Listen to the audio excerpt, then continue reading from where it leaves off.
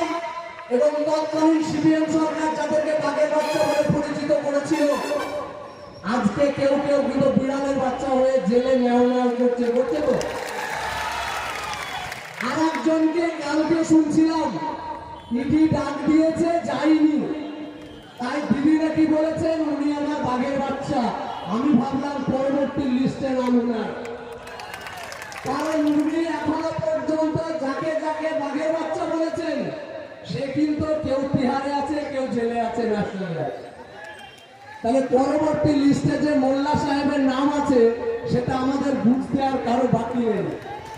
আপনি অপেক্ষা করুন, সময় এসেছে আপনার। ভাঙড়ের মাটিতে কালকে কর্মী সভা করতে গিয়ে জানছিলাম যে আজকে এই ব্লকে এই কর্মী সভা বা এই জনসভা করতে গিয়ে এখানকার নেতৃত্বকে কতটা প্রতিকূলতার সম্মুখীন হতে হয়েছে, কত কর্মী সমর্থকদেরকে আমাদেরকে জেল কাটতে হয়েছে। কালকে আমি সেখানে বলছিলাম যে এই মহিউদ্দিন আহমেদ মাহি 8 বার রাজ্য সরকার আমাকে জেল কাটিয়েছে। কেন জানেন? শুধু হকের চাকরিটা চেয়েছিলাম, সমস্ত যোগ্যতা প্রমাণ দিয়ে পরীক্ষায় পাশ করে ইন্টারভিউ দিয়ে নিজে স্কুল পেয়েছি, তা সত্ত্বেও আজ পর্যন্ত স্কুলে যেতে পারিনি। কেন যেতে পারিনি?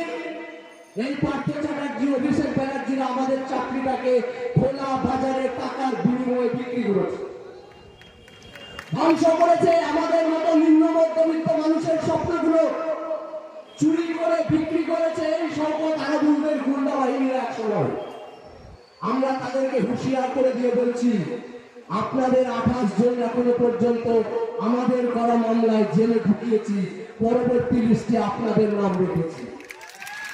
আপনাদেরকেও সেই আসরে পাঠাবো, লুঙ্গি পরে অনুব্রতের সঙ্গে আপনাদের বসিয়ে রাখবো, এটা আমাদের চ্যালেঞ্জ। পশ্চিমবঙ্গের মাটিতে রাজনীতির ভাষা পরিবর্তন করছেন ভাইজান। মমতা বন্দ্যোপাধ্যায় চেয়েছিলেন যে মুসলিমদের মধ্যে লিডার হবে কেমন, ওই গুন্ডা বাহিনীদের মতো। মুসলিমদের মধ্যে কেমন হবে লিডার, ওই সিদ্দিকুল্লাহ চৌধুরীদের মতো চাটুকার। কিন্তু নওশাদ সিদ্দিকী এখনো পর্যন্ত মেরুদণ্ডটা শক্ত করে 42 দিন জেল কেটে নিজের আদর্শকে প্রমাণ করার চেষ্টা করছেন, রাজনৈতিক আদর্শকে প্রমাণ করার চেষ্টা করছেন সারা বাংলায়। প্রতিদিন অক্লান্ত পরিশ্রম করে চলেছেন একটা মানুষ। প্রতিদিন 6টা সভা, 7টা সভা, 5টা র্যালি আপনারা প্রতিদিন দেখতে পাচ্ছেন। আমাদের কোন স্টার প্রচারক নেই, আমাদের আদর্শটা হলো আমাদের স্টার প্রচারক। আমরা যে আদর্শ নিয়ে রাজনীতির ময়দানে এসেছি, যে আদর্শের কথা ইন্ডিয়ান সেকুলার ফ্রন্ট সামনে এসেছে, সেই আদর্শ দেখে আমাদের সকলেই ভূকম্পিত হচ্ছে। আজকে আমাদের রাজনৈতিক সঙ্গে একসময় বলতে খুব খারাপ লাগছে ভাঙড়ের মাটিতে। আমি ভাইজানের অনুমতি নিয়েই বলছি, কিছুদিন আগে আপনাদের এখানে সভা করে গেছে সেলিম বাবু। সেলিম বাবু বলছে যে আমরা 5টা সিট দিতে চেয়েছিলাম, বলে গেছে তো। আমার বিমান বাবু বলছে আমি নওশাদ সিদ্দিকীকে 2টো সিট দিতে চেয়েছিলাম। কতটা মিথ্যাবাদী ভাবুন, আপনারা নিজেরাই প্রমাণ করুন সেলিম বাবু সত্য না বিমান বাবু সত্য। একজন প্রেস কনফারেন্স করে বলছেন যে আমরা 2টো সিট দিতে চেয়েছিলাম, আর একজন সভাতে দাঁড়িয়ে বলছে আমরা 5টা সিট দিতে চেয়েছিলাম। সেলিম বাবুকে কেন আজকে ভাঙড়ের মাটিতে এসে নওশাদ সিদ্দিকী সম্বন্ধে বলতে হচ্ছে? আজকে যে সেলিম বাবুরা পরোক্ষভাবে বিজেপিকে প্রতিষ্ঠা করেছে রাজ্যে, ইনকিলাব জিন্দাবাদ, ইনকিলাব জিন্দাবাদ, এই ভারত নওশাদ সিদ্দিকী ভাইজানকে আমি জানাই স্বাগতম। হচ্ছে দায়িত্ব নিয়ে বলছি। আজকে আলিমুদ্দিন শুধুমাত্র মুর্শিদাবাদের সিটের দিকে তাকিয়ে বসে আছে। এতটা সেকুলার দল যে মুর্শিদাবাদ আসন জিতবো না হারবো সেটার জন্য বসে থাকবে 4 তারিখে। বিমান বাবুদেরকে বলছি, একটা রসুনের দেখবেন অনেকগুলা কোয়া থাকে, এই কোয়াগুলো সব আলাদা আলাদা বা পৃথক অবস্থায় থাকে, কিন্তু জলটা দেখবেন একটা জায়গাতেই থাকে। তো রাজ্যে যতগুলা রাজনৈতিক দল চলছে, অর্থাৎ তৃণমূল, সিপিএম, বিজেপি, এদের প্রত্যেকের ঝড় আছে কিন্তু আরএসএস এর অফিসে। একমাত্র আইএসএফ যেটা হলো এক কোয়া রসুন। এক কোয়া রসুন কি জানেন তো? এক কোয়া রসুন দেখবেন বেশি অংশ ওষুধে কাজে লাগে, ওষুধ করার জন্য ব্যবহার হয়। ওরা পশ্চিমবঙ্গের মাটিতে যে বিষ বপন করেছে, বিষ ছড়িয়েছে, তার ওষুধ হলো একমাত্র আইএসএফ। যার জন্য ওরা আতঙ্কিত হয়ে আজকে আইএসএফকে আক্রমণ পর্যন্ত করতে দ্বিধাবোধ করছে না। আমরা সেই সমস্ত রাজনৈতিক বন্ধুদের বলি যে 2016 সালে যখন বিধানসভা নির্বাচন হয়, তখন তার আগে 2014 সালের লোকসভা নির্বাচন, পশ্চিমবঙ্গে শুধুমাত্র 2টো আসন ছিল বিজেপি। কটা বললাম? 2টো আসন ছিল বিজেপি। কিন্তু 2016 সালে বিধানসভা নির্বাচন হলো। 2016 সালে বিধানসভা নির্বাচনে সিপিআইএম এর ভোট ছিল 28%। কত বললাম? 28%। তারপর 2019-এর লোকসভা নির্বাচন আসলো। লোকসভা নির্বাচনে বিজেপির আসন দিয়ে দাঁড়ালো কত? 18টা। কত বললাম? 18টা। সিপিএম এর যে ভোটটা 28% ছিল, সেই ভোট এসে দাঁড়ালো মাত্র 7%।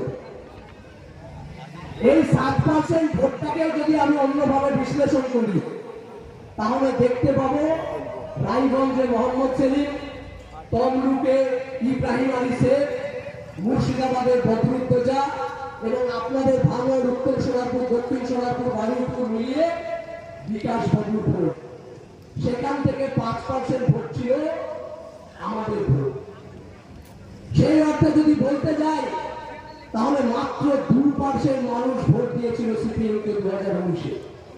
সেই সিপিএম 2021 সালের আগে পর্যন্ত লাল ঝান্ডাটা বাড়ি থেকে বার করার মতো ক্ষমতায় ছিল না। আজ আমি এই কথাটা বলতে বাধ্য হচ্ছি, কারণ যতটা আমাদেরকে অন্যান্য রাজনৈতিক দল আক্রমণ করছে, করবে জানি বিজেপি আমাদেরকে আক্রমণ করবে, করবে তৃণমূল চোরের সরকার আমাদেরকে আক্রমণ করবে, কারণ আমরা স্বচ্ছতার রাজনীতি শেখাতে এসেছি বাংলাকে। স্বচ্ছতা আদর্শের রাজনীতি শিক্ষা দিয়েছেন ভাইজান। কিন্তু আমাদের বন্ধু একসময় সিপিএম, তারাও আমাদেরকে আক্রমণ করছে। অবাক লাগে এই কথাগুলো ভাঙনের মাটিতে দাঁড়িয়ে দাঁড়িয়ে দরকার আছে। তো সেই সময় লাল ঝান্ডাটা বার করার মতো ক্ষমতা ছিল না। এই সরকার কারাগুলের গোয়েন্দা বাহিনীর চামড়া তুলে দিচ্ছিল। তখন দরকার হয়েছিল বড় ভাইজানকে, ছোট ভাইজানকে। লাল ঝান্ডাটা তো গাছে বাঁধতে হবে, ঘরে থাকলে তো লাভ হবে না। তাই 2021 সালে ভাইজানদেরকে পাশে নিয়ে ব্রিগেডের ময়দানে ভাইজান দাঁড়িয়ে একটা কথা বলেছিলেন, ভাতা ভিক্ষা নয়, অধিকার চাই। আজও দাঁড়িয়ে বলছি, সব জায়গায় নওশাদ সিদ্দিকীর একই আদর্শ সারা পশ্চিমবঙ্গের বুকে। জোটের আলোচনাতে বলেছি, কোন ভাতা ভিক্ষা নয়, অধিকার চাই। আমরা অধিকারের রাজনীতি বুঝব। তাহলে সেই যারা 28% ভোট মাত্র 2%-এ রূপান্তরিত করে 14টাকে 18টায় রূপ দিয়েছিল, 21 সালে আমাদের আইএসএফ এর উপর ভর করে যারা গাছে লাল ঝান্ডা বেঁধেছিল, তারাও আজকে আমাদেরকে খুব বড় বড় কথা শোনাচ্ছে। আমাদেরকে বলছে আপনারা কি বিজেপির সঙ্গে সেটিং করে নিয়েছে। ভাইজান বলতে শুনবেন আপনারা, বলি তৃণমূলের যে ভাইরা বলছে যে আইএসএফ কে ভোট দিলে বিজেপি চলে আসবে, কি সুন্দর কথা। আইএসএফ কে ভোট দিলে বিজেপি চলে আসবে। বলি আপনারা সবাই ভোট দিন সায়নীকে। আমাকে এইটুকু দায়িত্ব নিয়ে বলে যে কাল যদি ইডি অফিসার সায়নীর বাড়ি যায়, পরশুদিন ও বিজেপিতে যাবে না, মমতা বন্দ্যোপাধ্যায় একটা শ্বেতপত্র প্রকাশ করবে, যে বলুন যে আমরা যতটা 42টা আসনে প্রার্থী দিয়েছি, মমতা বন্দ্যোপাধ্যায় যদি শ্বেতপত্র প্রকাশ করে বলতে পারে যে আমার একজন প্রার্থীও বিজেপি জয়েন করবে না, আইএসএফ দায়িত্ব নিয়ে ছোট ভাইজান বলে দিয়েছে আমরা প্রার্থী উজ্জ্বল করে নেব, রাজনীতি আমিরা ছেড়ে দেব। বলার ক্ষমতা নেই। কেন ক্ষমতা নেই? দুটো শুধু জাস্ট উদাহরণ দেব। আমি বলবো না সুজাতার কথা, বলবো না অর্জুন সিংয়ের কথা, আমি শুধু দুটো কথা বলবো। রানী, একটা রানাঘাটের বিধায়ক যার নাম হলো মুকুটমণি অধিকারী। বিধায়কটা কার? বিজেপি। যিনি তৃণমূলের টিকিটে এবার রানাঘাটের এমপি পদপ্রার্থী। বুঝে আসলো কথা? বনগাঁর বিজেপির বিধায়ক বিশ্বজিৎ দাস তিনি এবার তৃণমূলের এমপি পদপ্রার্থী। বলেন বিজেপি আগে না তৃণমূল আগে?